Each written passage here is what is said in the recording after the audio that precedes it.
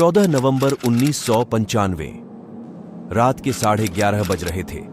चीन के बीजिंग में स्थित yuan Ming yuan bus terminus से रूट नंबर 375 की एक बस निकलती है। यह रात की आखिरी बस है और यह जियांगशान जा रही है। बस को कुल 11 बस स्टॉप पर रुकते हुए रात के 2 बजे अपने गंतव्य स्थान जियांगशान पहुंचना है। सभी यात्री अपने अपने मंजिल तक पहुंचकर धीरे धीरे बस से उतर जाते हैं। लगभग 4 स्टॉप के बाद बस में एक ड्राइवर और एक महिला कंडक्टर बचते हैं।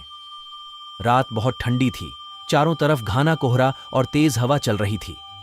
ये बस अगले बस स्टॉप समर पैलेस के बगल में दक्षिणी गेट पर रुकती है और 4 यात्री चढ़ जाते हैं। एक यंग कपल, एक बूढ़ी औरत और एक जवान लड़का। यंग कपल आगे ड्राइवर के पीछे वाली सीट पर बैठ जाते हैं, जबकि बूढ़ी औरत और लड़का बस के दूसरी ओर दरवाजों के पास बैठे जाते हैं। बस अब एक सुनसान, शांत और जंगली इलाकों से गुजर रहा था। यहां सड़क पर कोई अन्य वाहन भी नहीं था। वे बस केवल इंजन की गड़गड़ाहट सुन सकते थे।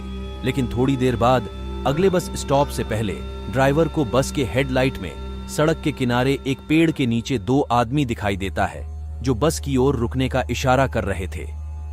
ड्राइवर आदमी के पास जाकर बस को रोकते हैं, लेकिन वहां 3 आदमी होते हैं। वहां 2 आदमी थे जो अपने बीच में एक तीसरे आदमी को कंधे से पकड़कर सहारा दे रहे थे।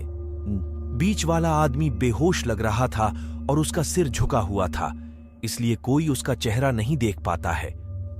तीनों ने पुराने किंग राजवंश के पारंपरिक चीनी ड्रेस पहने हुए थे और उनके चेहरे बेहद पीले थे। वे तीनों बस में सबसे पीछे वाले सीट पर बैठ जाते हैं। उनका रहन सहन और हाव भाव बिल्कुल अजीब था। वे सामान्य लोगों से बिल्कुल अलग थे। उन्हें देखकर बस में सवार अन्य यात्री डर जाते हैं और घबराकर बस से नीचे उतरने लगते हैं। महिला कंडक्टर यह कहकर सभी को शांत करने की कोशिश करती है कि डरो मत, वे सिर्फ आसपास के क्षेत्र में एक कॉस्ट्यूम ड्रामा की शूटिंग करने वाले अभिनेता हो सकते हैं। हो सकता है कि वे काम के बाद नशे में हो गए हों और कपड़े बदलना भूल गए हों। सबको शांत कराने के बाद महिला कंडक्टर अपनी सीट पर चली जाती है, लेकिन वो बूढ़ी औरत घूम घूम कर उन 3 अजनबियों को देखती रहती है जो बस के पीछे बैठे थे। एक भयानक सन्नाटा था। किसी भी यात्री ने एक शब्द भी नहीं कहा। वे बस बाहर हवा की सीटी सुन सकते थे। 3-4 स्टॉप के बाद यंग कपल बस से उतर जाते हैं और बस चलने लगता है। बस ड्राइवर और महिला कंडक्टर बातें कर रहे थे और हंस रहे थे, लेकिन तभी पीछे से चिल्लाने की आवाज आती है। महिला कंडक्टर दौड़कर पीछे आती है और वह देखती है वो बूढ़ी औरत उस जवान लड़के पर चिल्ला रही है और हंगामा कर रही है। वो बता रही थी कि उसने उसका पर्स चुरा लिया है। वह लड़का भी खड़ा होकर उससे बहस करने लगता है, लेकिन वो बूढ़ी औरत उसका कॉलर पकड़ लेती है और मांग करती है कि ड्राइवर उन्हें अगले स्टॉप पर छोड़ दे ताकि वह उसे पुलिस स्टेशन ले जा सके। ड्राइवर बस को रोक देते हैं। बस रुकती है तो बूढ़ी औरत लड़का को बाहर खींच लेती है और बस चली जाती है। अभी रात के 1 बज रहे होते हैं और वो दोनों इस घना कोहरा और ठंड के बीच इस सुनसान इलाके में उतर गए थे। लड़का पूछता है, पुलिस स्टेशन कहाँ है? बुढ़िया जवाब देती है कि यहां कोई पुलिस स्टेशन नहीं है। लड़का को गुस्सा आ जाता है और वो उस बूढ़ी औरत पर चिल्लाने लगता है कि आप एक तो मेरे ऊपर चोरी का झूठा इल्जाम लगा दिए, और जब यहां कोई पुलिस स्टेशन नहीं है तो जबरदस्ती बस से इस सुनसान इलाके में नीचे क्यों उतार दिए? अब हम कहां जाएं? बुढ़िया ने उत्तर दिया, हाँ बेटा, मैं जानती हूं तुमने मेरी पर्स नहीं चुराई है और मैंने जो जबरदस्ती तुम पर इल्जाम लगाए उसके लिए माफी चाहती हूं, लेकिन मैंने अभी तुम्हारी जान बचाई है। लड़का हैरान होकर बोलता है, क्या? तुमने मेरी जान कैसे बचाई? बुढ़िया उत्तर देती है, वे 3 लोग भूत थे। जब से वे बस में चढ़े मुझे उनके बारे में संदेह था, इसलिए मैं उन्हें बार बार देखती रही। हुआ यूं कि खिड़की से जब तेज हवा चल रही थी तब मैंने सब कुछ देख लिया। इससे उनके लंबे वस्त्र खुल गए और मैंने देखा कि उनके पैर नहीं थे। लड़का आश्चर्य से बुढ़िया की ओर देखने लगता है। उसे पसीना आने लगता है। वह एक शब्द भी नहीं बोल पाता है। बुढ़िया और वो लड़का किसी तरह पास के एक थाना पहुंचते हैं और वो पुलिस को सारी बातें बताती है। लेकिन पुलिस बुढ़िया के बात का यकीन नहीं करते हैं।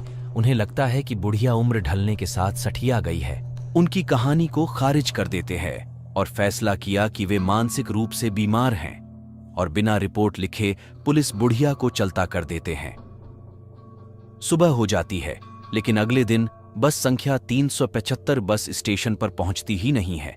काफी खोजबीन के बाद बस स्टेशन के अधिकारी पुलिस में कंप्लेन करते हैं। सभी पुलिस अपने नजदीकी थानों में भी सूचना जारी कर देते हैं। पुलिस ने पूरा शहर छान मारा, लेकिन उसका कोई सुराग पता नहीं चलता है। तब पुलिस को पिछली रात वाली बुढ़िया की याद आती है, जो उसी बस के बारे में बताने आई थी। हालांकि पुलिस उस बूढ़ी औरत और लड़का का एड्रेस ले लिए होते हैं और उस बूढ़ी औरत और लड़का को थाने बुलाकर उससे गहरी पूछताछ करते हैं। उस रात द बीजिंग इवनिंग न्यूज और द बीजिंग न्यूज भी वृद्ध महिला और युवक के इस कहानी का टीवी पर लाइव इंटरव्यू करते हैं। लेकिन अगले दिन 16 फरवरी को खबर मिलती है कि एक बस फ्रैग्रेंट हिल्स यानी उस बस स्टेशन से लगभग 100 किमी दूर म्यून जलाशय में डूबा हुआ है। पुलिस जल्दी से अपनी टीम के साथ स्पॉट पर पहुंचती है। वे देखते हैं कि वह वही बस है जो पिछले रात गायब हो गई थी। इन्वेस्टिगेशन की टीम बस के अंदर प्रवेश करते हैं। उन्हें 3 बुरी तरह से क्षत विक्षत शव मिलते हैं। जो बस में सबसे पीछे बैठे वो 3 लोग होते हैं। ये लाशें इतनी सड़ी गली होती हैं जैसे इसकी मौत के काफी दिन हो चुके हैं, जबकि ड्राइवर और महिला कंडक्टर का लाश सामान्य था। पुलिस बस स्टेशन अधिकारी से पूछते हैं कि बस यहां तक कैसे पहुंची। फिर जो वो जवाब देते हैं वो हैरान कर देने वाला होता है। वे कहते हैं कि बस में इतनी फ्यूल ही नहीं थी जो 100 किलोमीटर तक जा सके, क्योंकि बस अपने मंजिल से 2 या 3 स्टॉप पहले गायब हुआ था।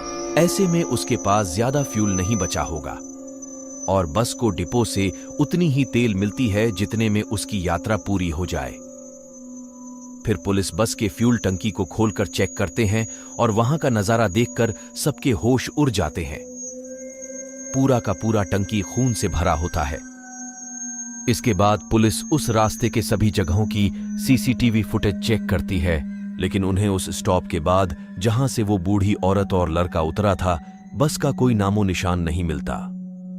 काफी खोजबीन के बाद भी यह हादसा हमेशा के लिए रहस्य बन जाता है। अभी तक 29 साल बाद भी इस घटना के रहस्य से पर्दा नहीं उठ पाया है। इसके बाद कई सालों तक लोग इस रास्ते से दिन में भी जाना बंद कर दिए। इस मामले से जुड़े और भी कई रहस्य थे। बस में म्यून जलाशय तक जाने के लिए पर्याप्त गैस नहीं थी और जब पुलिस ने पेट्रोल टैंक खोला तो उन्होंने पाया कि यह खून से भरा हुआ था। हालांकि शव उनके गायब होने के 2 दिन बाद ही पाए गए थे, लेकिन वे बहुत बुरी तरह से सड़ चुके थे। शव परीक्षण से पुष्टि हुई कि शवों के साथ जानबूझकर कोई हस्तक्षेप नहीं किया गया था। वे इतनी जल्दी कैसे विघटित हो सकते हैं? पुलिस ने म्यून जलाशय की ओर जाने वाले प्रत्येक प्रवेश द्वार पर सभी सुरक्षा कैमरा टेपों का कड़ाई से निरीक्षण किया, लेकिन उनमें से किसी में भी बस नहीं देखी गई। वास्तव में उन्हें कुछ भी सामान्य से हटकर नहीं मिला। बिना देखे बस वहां कैसे पहुंच सकती थी? आज तक यह एक अनसुलझा रहस्य बना हुआ है। दोस्तों, आपको ये कहानी कैसी लगी? हमें कमेंट करके जरूर बताएं। हम मिलेंगे अगले वीडियो में, तब तक के लिए धन्यवाद।